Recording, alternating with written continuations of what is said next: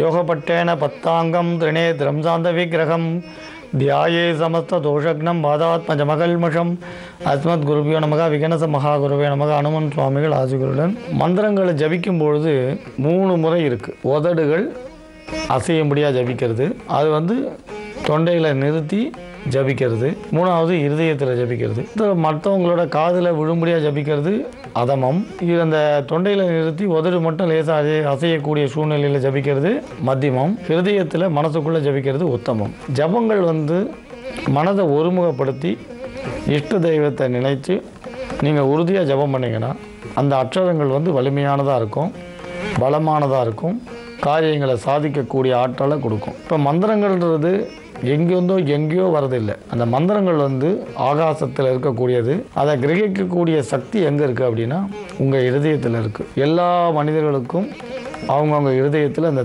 சக்தி உண்டு. இதில் ஒரு சின்ன இது என்னென்னா, ரமண மகிழ்ச்சி இருதயத்தில் யதாஸ்தானத்தை பற்றி சொல்கிறார்.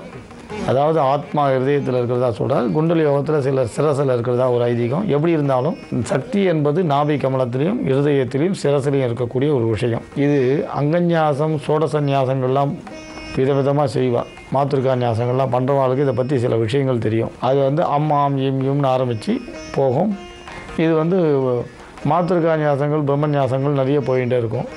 ஞாசங்கள்லாம் பண்ணுறதுனால தான் ஒரு மந்திரத்தோட வலிமையை அதிகரிக்க முடியும். மந்திரத்தோட வீரியத்தை அதிகரிக்கிறதுக்கு கவச்சங்கள்னு உண்டு. ஆஞ்சநேய ஜபம் பண்ணால் ஆஞ்சநேயர் கவச்சம் படிக்கலாம். அதுமாதிரி இந்திராட்சி ஜபம் பண்ணுறவா இந்திராட்சி கவச்சம் படிக்கலாம். முருகனை பூஜிக்கிறவா சண்முக கவச்சம் படிக்கலாம். அப்படிலாம் உண்டு. சரி, இதெல்லாம் எதுக்கு இதை சொல்ல வரோன்னா, மந்திரங்களை ஜபிக்கக்கூடியவர்களுக்கு பயன் தரும் விஷயங்கள் சிலதை இடையிடையில் சொல்லணும். ஏன்னா உங்களுக்கு சந்தேகங்கள் வரும்பொழுது நேரடியாக என்னிட கேட்டு தெரிஞ்சுக்கக்கூடிய சூழ்நிலைகள் குறைவாக இருக்கும். சில பேருக்கு என்ன கேட்கணுன்றது தெரியாது.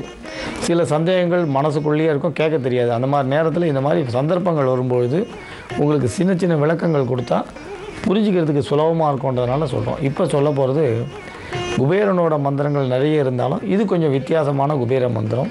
பொதுவாக குபேரன், லக்ஷ்மி இந்த வார்த்தைகளை சொன்னாலே எல்லாருக்கும் தெரியும். லக்ஷ்மின்னா செல்வம், குபேரன்னாலும் செல்வம், செல்வங்களுக்கெல்லாம் அதிபதி குபேரன். அப்படியேப்பட்ட குபேரனோட மந்திரத்தை ஜபித்தா என்ன பலன் அது சொல்லவே வேண்டாம், எல்லாருக்கும் தெரியும். அளவு கடந்த செல்வம் கிடைக்கும். வில்வம் சந்தனத்தால் யாகம் பண்ணால் கட்டாயம் குபேரன் நிறைந்த செல்வத்தை தருவார். அதேமாதிரி பௌர்ணமிக்கு நாட்களில் கட்டாயம் குபேரனை பூஜித்தால் நீங்காத செல்வம் கட்டாயம் கிடைக்கும்னு சொல்லுவாள். அப்படி ஒரு பெருமைகளை உடைய அருமையான குபேர மந்திரத்தை இப்போ சொல்ல போகிறோம். தொலைக்காட்சியில் தெரிகிறது, எழுதிக்குங்க. ஓம் ஹ்ரீம் க்ளீம் சௌம் ஸ்ரீம் கும் குபேராய நர வாகனாய யக்ஷ ராஜாய தன தான்யாதி பதையே லக்ஷ்மிபுத்திராய ஸ்வாஹா. மறுபடியும் சொல்ல எழுதிக்குங்க. ஓம் ஹ்ரீம் க்ளீம் சௌம் ஸ்ரீம் கும் குபேராய நரவாகனாய யக்ஷ ராஜாய தனதான்யாதிபதையே லக்ஷ்மிபுத்திராய ஸ்வாஹா. இந்த மந்திரத்தை தொலைக்காட்சியில் தெரியும். இந்த மந்திரத்தை எழுதினீங்களா? தொடர்ந்து ஜபம் பண்ணுங்கள். குபேரனோட அருள் கிடைக்கும். வெள்ளிக்கிழமை ஆரம்பிக்கலாம், பௌர்ணமியில் ஆரம்பிக்கலாம். நல்ல ஒரு அருமையான மகா மந்திரம் இது. இந்த ஜபம் பண்ண உங்களுக்கு லக்ஷ்மி கடாட்சம் பெருகும், குபேரனோட அருள் கிடைக்கும், ஆரோக்கியம் நல்ல ஆரோக்கியம் இருக்கும், நல்ல திடகாத்திரமான ஆரோக்கியமும் நிறைந்த ஒரு எண்ணங்களும் பரந்த எண்ணங்களும் இருக்கும். உங்களோட சிந்தனைகள் நல்ல தெளிவாக இருக்கும். அதனால் இந்த மந்திரத்தை தொடர்ந்து ஜபம் பண்ணுங்கள். சத்ரு பயமும் இருக்காது. யக்ஷராஜன் குபேரன் எல்லா ஐஸ்வர்யங்களையும் தரக்கூடியவன், நரவாகனத்தை உடையவன், கட்டாயம் அருமையான பலன்களை கொடுப்பார். சாதாரணமாக எல்லா பூஜைகளும் பண்ணுற மாதிரி நீங்கள் வெற்றிலை பாக்கு பழம் தாம்பூலத்தோடு கற்பூர நீராஞ்சனத்தோடு ஜபிக்கலாம். கட்டாயம் அற்புதமான சித்தி உண்டாகும்.